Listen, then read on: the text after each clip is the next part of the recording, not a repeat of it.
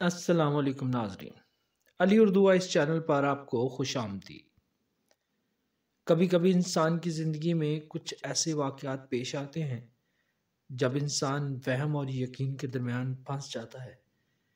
کراچی کے مختلف حصوں میں کافی گھر ایسے موجود ہیں جو تقسیم کے وقت سے خالی پڑے ہیں۔ یہاں کبھی ہندو رہا کرتے تھے مگر اب یہاں جنات کا بسیرا ہے۔ یہ تب کی بات ہے جب ہم رہائش کے بارے میں کافی پریشان تھے اور کسی ایسے گھر کے متلاشی تھے جو قیمت اور لوکیشن کے مطابق ہمیں سوٹ کرتا ہو۔ کافی بھاگ دوڑ اور ایک جاننے والی کی مدد سے یہ انتظام ہو گیا۔ ہم سب بہت خوش تھے۔ ہم خوشی خوشی اپنے نئے گھر پہنچے۔ گھر بالکل ویران بنجر سا تھا۔ عجیب وحشت ٹپک رہی تھی۔ گھر کے سامنے ایک دیو کامت برگد کا درخت بھی تھا۔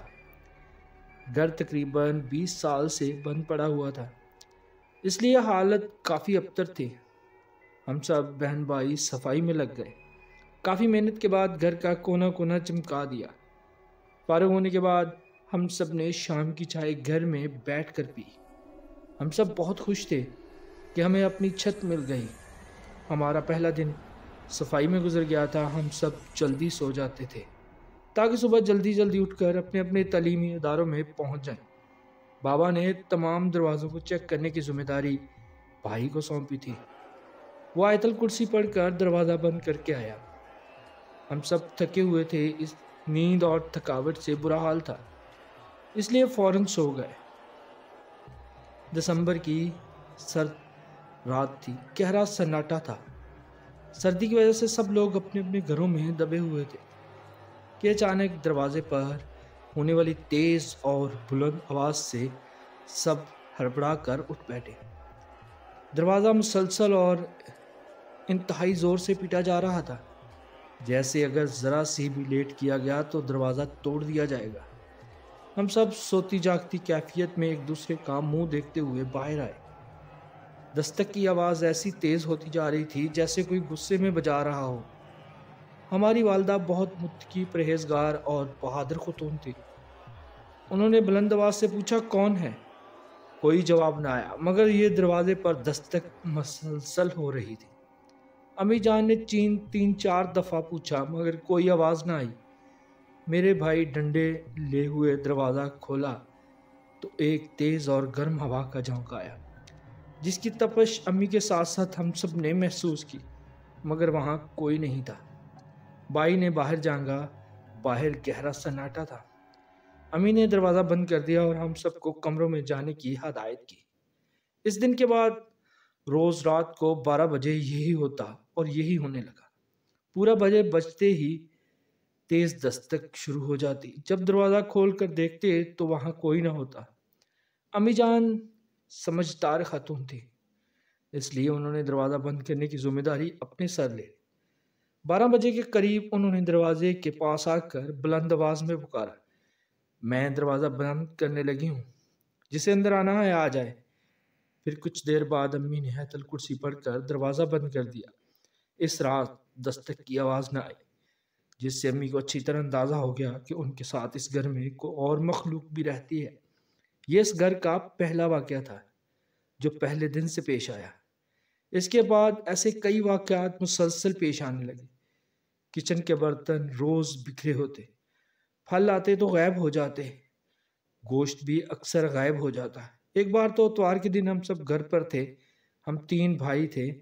برگد کے درخت کے نیچے کنو ہوا میں اچھال کر کیچ کھیل رہے تھے کہ 3 کنو میں سے ایک کنو غائب ہو گیا۔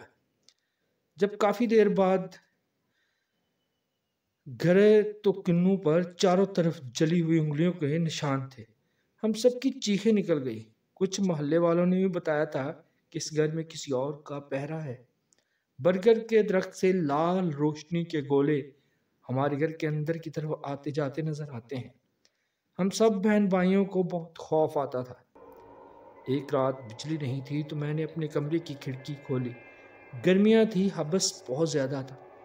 اچانک میں نے دیکھا کہ برگد کے پیڑ کے اوپر بہت سی روشنیاں جلنے لگی، جیسے بہت سارے جگنو جگمگا رہے ہوں۔ جب میں نے غور کیا تو مجھے گول گول چھوٹے چھوٹے سے چہرے دکھائی دیے جو انسان کی طرح تھے اور شاخوں پر مسلسل جھول رہے تھے۔ وہ روشنی آنکھوں کی طرف تھی، پھر وہ چہرے کھڑکی کے قریب آنے لگے۔ میں نے دہشت کے مارے جلدی سے کھڑکی بند کر دی۔ خوف کی وجہ سے میری آواز بند ہو گئی اور میرا پورا وجود پسینے میں بھیگ گیا۔ ایک مرتبہ کچن میں برتن گرنے کی آواز آئی۔ میں نے دیکھا تو چولہا جل رہا تھا اور اس پر توا رکھا ہوا تھا جو بہت تیز گرم ہو چکا تھا۔ میری چھوٹی بہن بھی اس گھر میں پیدا ہوئی۔ جب اس نے نیا نیا چلنا سیکھا تو گھر کے مختلف حصوں میں چلتے ہوئے جب وہ ایک مخصوص جگہ پر پہنچتی تو اچانک رونے لگ جاتی۔ اس گھر کی ایک اور بات جو ہم سب نے محسوس کی کہ اس میں رونق نہیں تھی۔ اسے کتنا بھی سجایا سنوار لیا جائے، صاف ستھرا رکھا جائے، یہاں کسی بات کا مزہ نہیں تھا۔ عجیب ویرانی چھائی رہتی تھی۔ اس ڈر میں جی جی کر ہم نے 3 سال اسی میں رہے اور اس میں ہماری امی کی بہادری کا دخل تھا۔ انہوں نے کبھی ہمیں ڈرنے نہیں دیا، میرا ہمیشہ حوصلہ دیا۔ ایک دن ہماری امی کسی کی فوتگی پر گئی ہوئی تھی۔ شام کے وقت میں اور میری بہن گھر میں اکیلے تھے۔ اچانک میری 10 سالہ بہن امی امی پکارتی ہوئی کچن کی طرف دوڑی۔ میں نے اس کو پکڑ کر سمجھایا اور کہا کہ گھر میں کوئی نہیں ہے، اور واقعی کچن میں کوئی نہیں تھا۔ مگر اب میری بہن اتنی سالوں بعد بھی اس بات کو نہیں مانتی۔ وہ کہتی ہے میں نے امی کو کچن میں جاتے ہوئے دیکھا تھا۔ وہ چیز مخلوق میرے چھوٹے بھائی کی شکل میں بھی گھر میں گھومتی پھرتی تھی۔ اکثر جب میرے بڑے بھائی کا کوئی دوست آتا اور بھائی گھر پر نہ ہوتا تو وہ مخلوق چھوٹے بھائی کی شکل میں بھائی کے دوستوں کو باہر سے ہی منع کر دیتی کہ بڑے بھائی گھر پہ نہیں ہے۔ ہماری والدہ ایک جیدار اور سمجھدار خاتون تھی۔ وہ سمجھتی تھی کہ جب یہ مخلوق کسی کو نقصان نہیں پہنچا رہی تو انہوں نے مثلاً خاموشی اختیار کیے رکھی، اور ہم بچوں سے کئی واقعات چھپا لیے جو وفات سے پہلے انہوں نے مجھ سے بیان کیے۔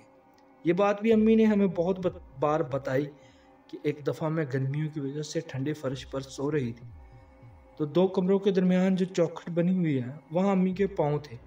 رات کی کسی پہر کسی نے اماں کا پاؤں سرکا کر گزرنے کی جگہ بنائی۔ اماں کی آنکھ ان کی انگلی میں ہونے والی جلن سے ہوئی جو واقعی جلی ہوئی لگ رہی تھی۔ کافی عرصے تک وہ نشان امی کے پاؤں پر رہا۔ رات کو وہ اکثر مخلوق اماں کی شکل میں ابو کو جگا دیا کرتی، اور جب ابو پوچھتے کیا ہے تو وہ غائب ہو جاتی۔ ابو پلٹ کر دیکھتے تو امی سوئی ہوئی ہوتی۔ امی جان نے یہ بھی بتایا کہ ایک رات انہوں نے کسی نے اٹھایا تو ان کے سرانے کوئی پیلے کپڑوں میں پورے قد سے کھڑا تھا۔ امی سمجھی بھائی ہے تو امی نے بھائی کو کہا ابھی تو فجر میں بہت وقت ہے۔ وہ ان کے قدموں کے پاس جا کر کھڑا ہو گیا۔ امی کا کہنا تھا کہ وہ کندھے ہلا ہلا کر پوری شدت سے ہنسنے لگا۔ تب تک امی کے حواس بحال ہو چکے تھے۔ وہ سمجھ گئیں کہ کوئی اور معاملہ ہے۔ انہوں نے کہا تم ایسے نہیں مانو گے، اور سورہ جن کی تلاوت شروع کر دی۔ سورت پڑھتے ہی وہ غائب ہو گئے۔ 3 سال تک ہم سب بہن بھائی ان باتوں کو امی کی بہادری کی وجہ سے برداشت کرنے لگے۔ بعد میں ہم نے وہ گھر صرف اپنے گھر کے افراد میں اضافے کی وجہ سے چھوڑ دیا۔ گھر کے پہلے مالک کو بھی اس بات کا ضرور علم تھا کہ اس گھر میں کچھ نہ کچھ تو ہے، تب ہی گھر کے چاروں کونوں میں میخیں ٹھکی ہوئی تھی۔ ہمارے بعد ایک اور فیملی اس گھر میں آئی۔ ان کا بھی یہی کہنا تھا کہ چیزوں کی جگہ تبدیل ہو جاتی ہے۔ وہ گھر آج بھی موجود ہے، اور سڑک کے کنارے ہونے کی وجہ سے ہم کبھی کبھار دیکھتے ہیں کہ وہ بند پڑا ہے۔ اللہ جانے وہ سب کیا تھا، مگر انہوں نے کبھی ہمیں کوئی نقصان نہیں پہنچایا، اور یقیناً وہ اچھے لوگ تھے۔ وہ اچھی مخلوق تھی جو اس گھر میں رہ رہی تھی۔ ناظرین، اس طرح کی مزید کہانیاں، سٹوریاں، ناول سننے کے لیے چینل کو سبسکرائب کریں، بیل آئیکن کو پریس کریں تاکہ ہر نئی آنے والی کہانی کا نوٹیفیکیشن بر وقت آپ کو ملتا رہے۔ ملتے ہیں انشاءاللہ اگلی کہانی میں۔ اللہ حافظ۔